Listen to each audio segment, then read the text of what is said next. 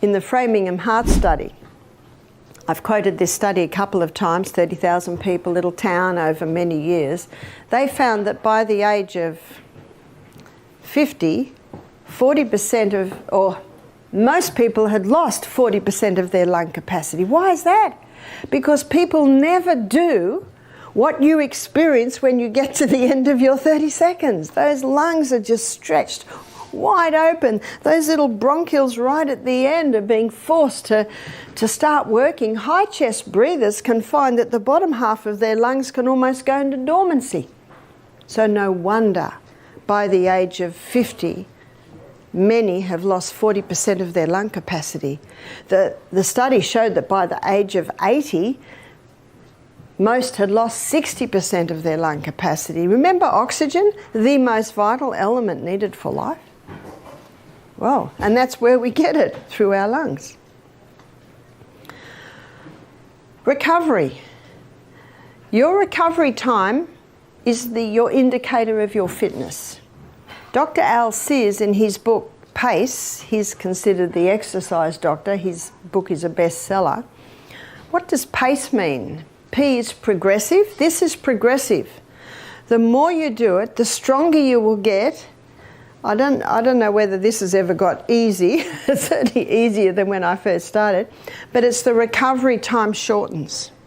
So your recovery time is your fitness indicator. So PACE is, P is progressive. A is acceleration. You are accelerating. This is no gentle stroll. You're accelerating. So when Michael and I are running up the hill, we don't talk then. He's way ahead of me because his legs are about 4 inches longer than mine. I say to him, you must love running with me. It makes you feel like an Olympic runner. So you are accelerating. And C is cardiopulmonary. So cardio meaning the heart muscle. There's one way to strengthen the heart. There's no other way, and that is exercise. So exercise strengthens the heart. I'm going to give you a story to illustrate. My son Peter, about 10 years ago when he was 25, he was training for a triathlon. So he was running up and down the hills behind Brisbane. That's where he lived at the time.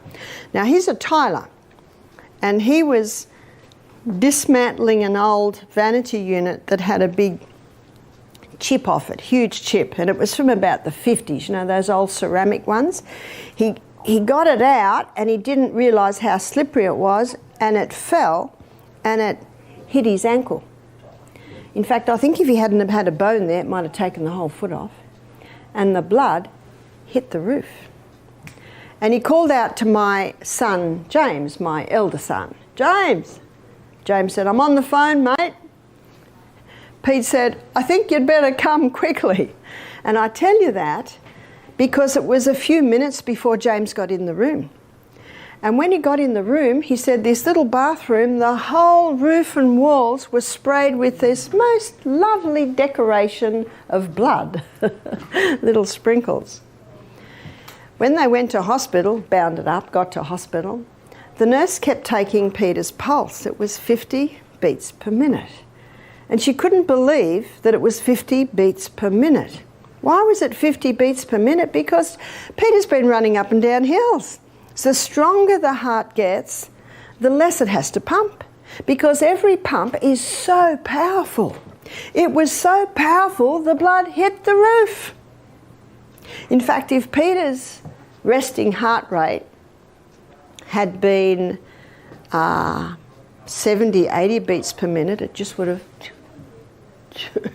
have even hit the ceiling.